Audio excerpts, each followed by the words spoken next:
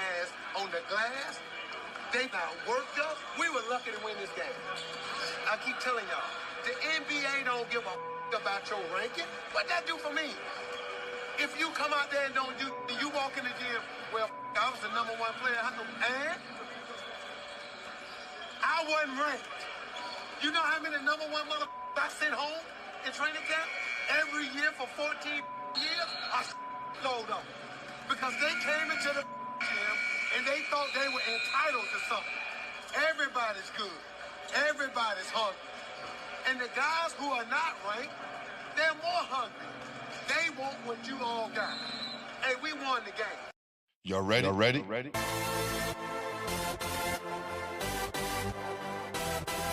Yeah. You have just stepped out into the world of chaos. Where everybody goes hard. Come on. Go hard. Go hard. Go hard. Go hard. Go hard. Go hard. Go hard. Or go home. Never back down. You gotta hold your own. Go hard. Go hard. Go hard. Go hard. Go hard. Go hard. East Coast. Go hard. West Coast. Go hard. Midwest. Go hard. Dirty. Hurry up, everybody. Get online, buy your tickets, cause the game about to start. Welcome to Basketball Heads Live. I'm your host, Glenn Pooh Harding. And tonight, we have a very special guest. Man, I used to go to 155th just to watch Skip. Just to watch Skip. Like, I heard about this kid, Mike Dean, my guy from Queens, his family. Yes. You know Mike? I heard about him. So Mike used to always tell me, you got to come watch this kid, man. This kid from Queens, da-da-da. And I went up there and, it was over after that. Like, I used to go up there just to see Skip, just to watch him play. And it's funny, he got in the league.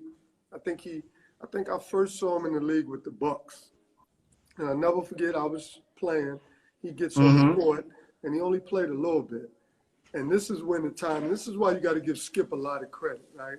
Yes. Skip was able to go from that street ball to the league, right? And there's a connect and a switch that has to happen, and he was able to do it.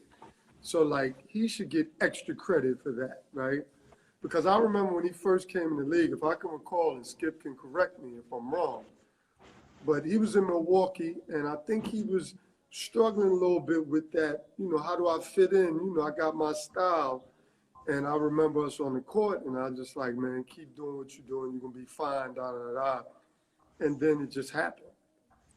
But there's a connect, and, because you can get in the league, and you can say people are, like, not giving you a chance. It's all their fault. You should have done this. You should have done that. Skip made it happen. So yes. There was you couldn't even put that in the equation. So Skip gave him no choice but to give him an opportunity. Skip did it the hard way. You know what I mean? Right. Skip had to go to Fresno. He had to do it. He had to make, he had to force them. He had to go to JUCO. He had to go to Fresno. Then he had to ball like in the streets and get his name up. Yeah, he had to do a lot. Force them to, even in Orlando. Like, he forced that issue. You know what I'm saying? He got his opportunity, and he made the best of that opportunity. In Houston, whatever, Skip was a competitor, but there was something inside Skip that it was like, you're not stopping this. You know what I mean? You're not stopping it. I'm going to make it happen. And I think Skip probably should get more credit than he gets because of that. Come on, basketball heads. Let's get rocking, baby. There we go. Think about myself. God bless my father. My father, after I was 10 years old, my father wasn't really in my life. My father always been strung out on drugs, running up all over New York City. My mother working 2-3 jobs just to, right? Look where basketball is taking me. Forget the NBA. I would have never saw a lot of cities and states in the United States without basketball. Facts. We take that for granted. Facts. Right? You got people talking about, man, I want to go to Greece. Some of y'all haven't been to South Dakota, Idaho, North Dakota, Phoenix, Arizona. Some of you haven't been to a lot of places in New Hampshire. Some of you haven't been to a lot of places. And I would say I've been to every city and state every state in the United States because of basketball. I was able to go to college because of basketball. I've got friends all over this world, United States, every state. I got a friend there. If I go there, if I go to any city and state, I could call one of them and let them know, y'all, I'm pulling up, I land, and somebody's there because I met them through my basketball travel. So my thing to these kids is, you might not make it to the NBA, but it can get you a free education. It can save your life. Basketball saved my life. I grew up, 85 to 89. And that was when high school basketball, summer basketball league, it was huge in New York City. So I caught it at the right time. Yeah, because right after the Pearl phenomenon that was going on, New York City kept going on, and then you popped up on the scene, right? Because you was one of those guys that kind of changed the culture. Pearl was, right? He did it as well. Hip-hop was at its infancy, and people was making moves, and a lot of things happening in the streets, and you was a part of that culture, brother, and helped change it. So that's, definitely salute. I've always, I played in the NBA, played in college, but my high school career and playing in New York City made me who I am today. Without it, I don't know if I would have made it. I really don't, and I really appreciate all the New Yorkers that played against me, and it just was great. And it's great to hearing, from you guys now. Just we could talk about it, talk about how we was raised and how we was brought up in life in basketball. It was great, man. I love it, man. Where I played in Queens is by Queens Center Mall. Okay. In Left Rack City, Lost Battalion Hall, and that's I used to watch Kenny get trained over there. That's what I loved. That's how I got my handles, just from watching Kenny, actually. Kenny would have trainers, he'd have a ball in each hand. I don't think I could afford to have only one ball. I don't even know if I had a basketball, And hold on. Before you start, Laura, that's so important, right? Because I was just talking to my guy about this. You gotta work them. No, the fact that a lot of us ballers didn't own a fucking basketball. Oh, I know. Yeah. I never brought one to the court. And let me tell you now, there's like 6 of them in my garage, because we will always have a ball in my house. It may be dead, but we're gonna have a ball. But yeah, we couldn't. And then my parents didn't really want me taking one to Hoffman Park, because when my brother was growing up, he got robbed at knife point for his basketball. Wow. So they didn't want me taking a ball, because especially being a female, especially in Lost Battalion Hall, because I go, like I said, I play in Lost Battalion, I'd watch Kenny, and they were training him, and whatever, and I was like, I'd absorb it. To this day, when I train my basketball players, I do so many of those drills just because I watched it. Because my dad, and I told you, my dad used to throw me into the garage and then say, Larry Bird can shoot with his left hand. You need to be able to shoot with your left hand. So, and now when I dribble, I actually look like I'm a left dominant player, because I always go to the left side first. It's just a natural instinct. And my right hand isn't as strong ball handling wise, even though I shoot with my right. Laura, you know what we call that? When you shoot with your right hand and you dribble to make your move with your left hand, that left hand is called the boogie hand. And we got that from Pearl. We got that from Pearl. Yeah, is that what he said? Yeah. Pearl used to have the ball way out here, but he was right-handed, but kept the ball mostly in his left hand.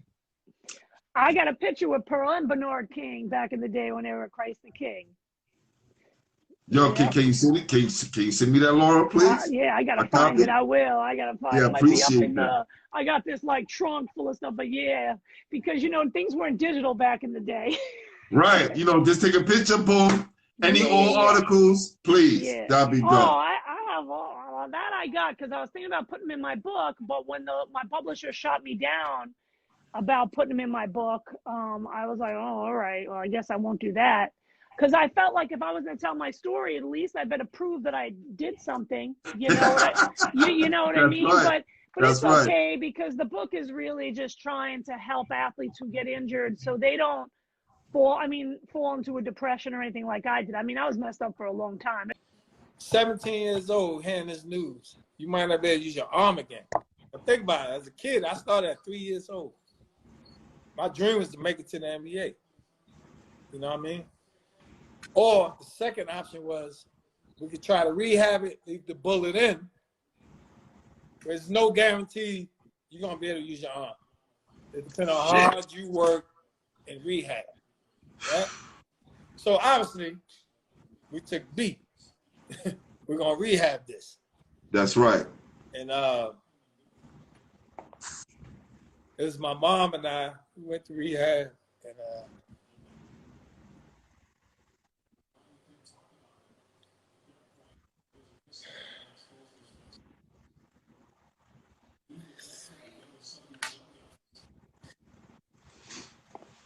sorry, my G. I had to go to rehab. I didn't want to do this, but nah, it's all good, man. I had to go to rehab, and the guy said, depending on how hard you work, whether you're gonna be able to use your arm again and play. But it's just my mom and me in rehab. We went to rehab somewhere in Fort Hampton somewhere. So I'm good. I started rehab. I couldn't lift a pencil.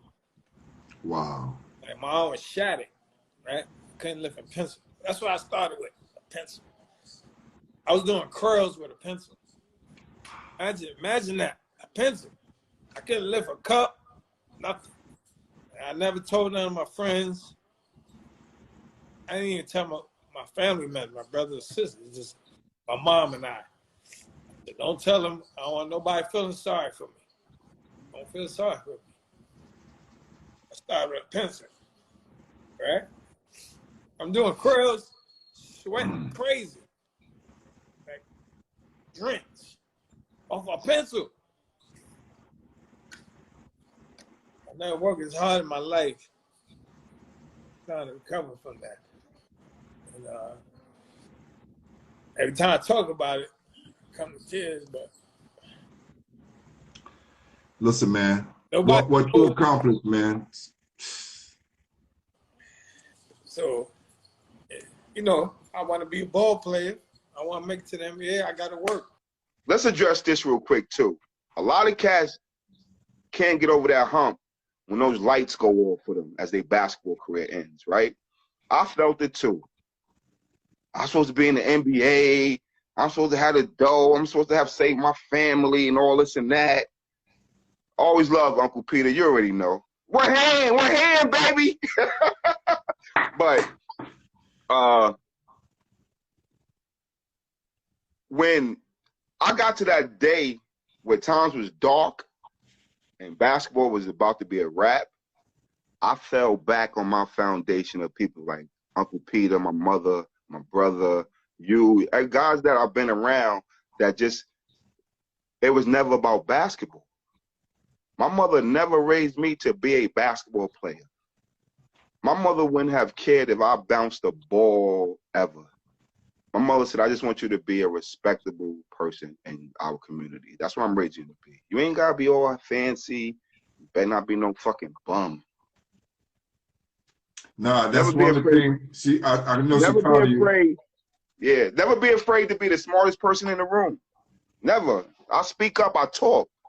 Because I'm not afraid to be wrong. And if I'm wrong, give me the correct. I'll take it as knowledge. That's what our kids don't got. You don't know. If somebody gives you the know-how, don't hit them with the, I don't want to hear that shit. How about, let me take that. Somebody told me when I was getting recruited that you're going to have a lot of people coming at you. And a lot of shit you don't want to hear. A lot of stuff that they saying is bullshit. How do you maneuver that? What you do is you take in everything. And then you sit down. And you take what you need, what's helpful. What I don't need that. Take that out the way. Oh, that's bullshit. Let me move that. Oh, this person said right here, hold your head in time of need. Learn to respect people, talk to them. I need that. Because when that day comes, and it comes for everybody. Michael Jordan, no more playing basketball. Let's go. It's a wrap. the lights go off on everybody's sports careers that they believe what they wanted. Some of us can't get through that time and come out and be productive. We sit in the crib and we bullshit and we don't help. Yo, I've been depressed.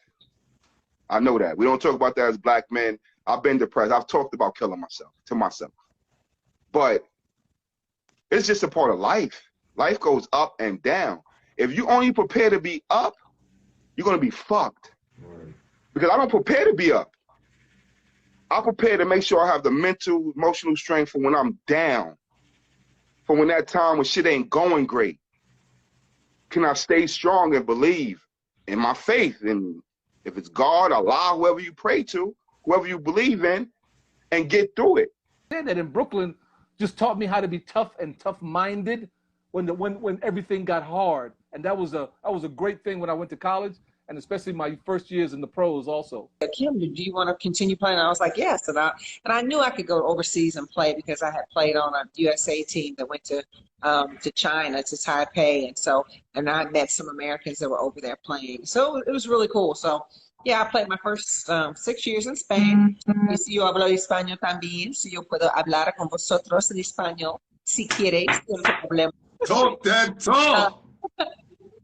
Anche ho giocato a pallacanestro in Italia per 4 anni e mezzo, un anno a Bari, un altro anno a Avellino e 2 anni e mezzo a Pavia. And I got a chance to play 1 season in Japan, learning a bunch of phrases like konnichiwa, ohayou gozaimasu, and things like that. And 1 year in France, in Aix-en-Provence, which is the south of France. So, I was one of those players that if I played in a country, I wanted to just become engulfed in their culture. I wanted to learn languages. I didn't want to sit around and not understand. I didn't want to just eat hamburgers and drink sodas and stuff. I wanted to just really experience the culture. And so it was probably one of the most amazing times of my life. And I still have friends to this day that come and visit me from Italy or from, Japan or from Spain, and things like that. So it is just really, really cool. And I got a chance to do a basketball clinic, to be a coach at a basketball clinic in China. And so they flew me and my daughter over. She got to participate in the clinic. It was a week-long clinic with, with the Chinese kids and stuff. And so I want to expose her to those types of things too, because again, sports and athletics is more than just a game. It opens our minds up to understand the culture, that different cultures, diverse cultures other than our own. And it makes, it just gives you a better view on life and how things are. So, so it's just been a great experience. Sports has just been awesome. I've been on your live and I've seen some New York basketball icons and New York basketball royalty on it. So it was only right that we had this opportunity to connect and talk about it. That's right. That's right. Well, let me say this, brother. I am so proud of you, man. I'm super, super proud of you. I love to see my guys who play ball in New York City that came up and then they transitioned to the next part of life. Because here at BasketballHeadzz, our official sponsor is Game Over. And a lot of times when that game is over, we got to figure out what we're going to do in the next part of life. So salute to you, my brother. I appreciate it, man. I really appreciate it. And that's more, when I go on these platforms, I like to talk about more. My route wasn't the typical route. I really needed the park. You know what I mean? But we're going to get into it. So, let's That's right. That's right. What's up, Coach? What's up, man? How you doing? How you doing, man? Everything good, man? Yeah, I'm a journalist now. I know this guy for over 30-something years, so we're going to play like we don't know each other. Oh, man, I watched the show, so I know who you are, man.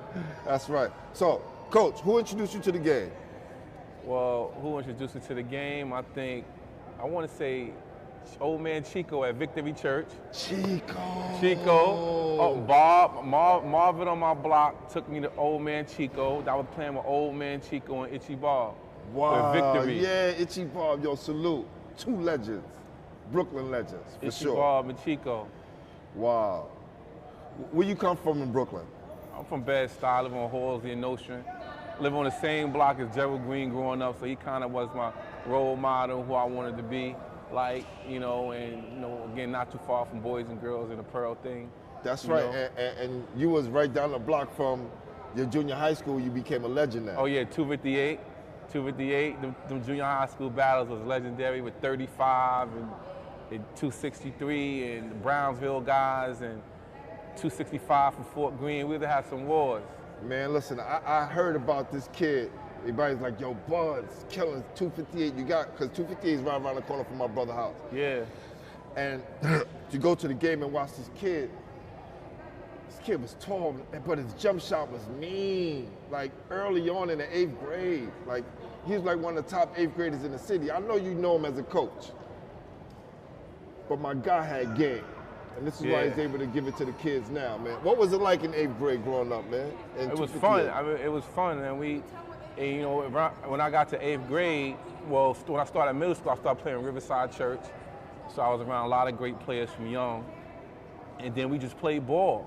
You know, I got on the train, half the time with no money, snuck on the train, get to your games. I'm playing at M-Corps, Citywide, LaGuardia House, all over New York City, man, just playing ball. And them days was the best.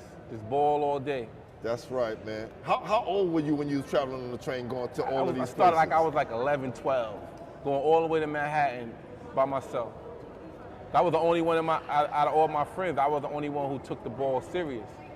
So, you know, and you know, Gerald Green's walk around with them Riverside jackets. I wanted one of those and be a part of what he was doing with the traveling and all the notoriety that he was getting with basketball. So I took my talents on that train every day, the A to 59th, the 1 train to 116. Listen, parents, listen. And this goes for you coaches too, and ball players. He was traveling at 11 years old. We talking about the 80s, it's crazy.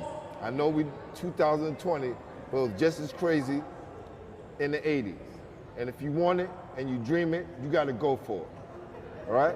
So, coming up, Joe Green was the best guy in your neighborhood, the best player? Yeah, the best player in the neighborhood. But he was the guy. And that's who you looked up to? I looked up to him right around his prime in high school and everything. He was the guy. So when you was coming up in 8th grade, who were some of the guys that you battled against? You know, against the Flames, the Marberries and those guys, the Coney Island Flames and the guys from Fort Greene. You know, I remember those over there at St. Peter Clavers. There's been a lot of wars over there. Definitely. And we played in the white guy CYO. We played in that CYO a little bit. And it was a lot of guys. There was a lot of guys that didn't make it. I mean, Moe and those guys from Brownsville. A lot of tournaments in Brownsville and Bessie Head Pool. So it was a lot of players. But as we got older, guys started disappearing. I guess they started getting into other things. And by the time you get to high school, I'm thinking about a whole lot of guys who never ever played high school ball that was better than just as good as me or should have been playing. But somewhere along the line, you know, something else piqued their interest and they went a different way. Yeah, it was a lot of traps back then for us to get into, and I think for guys like yourself and myself who stayed focused and stayed the course to get us to where we at right now, man, I just want to say salute to you, man. Thanks, man. I know it was hard, man. Oh, it was hard, but I love the game. Like, I remember, like, trying to get the golden hoops, sneaking golden hoops. I remember when there was a Doc Turner Classic at City College. Right. And I wanted to sneak up there to see Chris Brooks play. Who ended up taking me to college, being my, he was a senior when I was a freshman at West Virginia. Okay. So watching those guys play up at in City College and different tournaments all around the city, I love to go watch guys. I remember when I was younger, we used to go watch True Carter play out in Queens. I remember him and Boo Harvey and those guys. So a lot of times I'll be traveling on the train just to go watch those guys play. Climbing on the gate, watching those guys that soul in the hole. I just love the game, you know what I'm saying? Yeah, you was definitely one of those guys. I like to see him everywhere at all the games because when he was finished playing, we played. Or when we played, he was, you know, their team was about to play. But coming up in the city, we had a lot of different high schools that we could choose to go to, right? And he said he grew up in Bed-Stuy, but I'm quite sure he could have went to Bishop Loughlin, St. Ray's, Talentine, which was a Riverside school. What made you go to the high? Well, I actually went to Western House for 6 months. I was in Western House because, you know, the breaking news. Y'all ready? Y'all ready?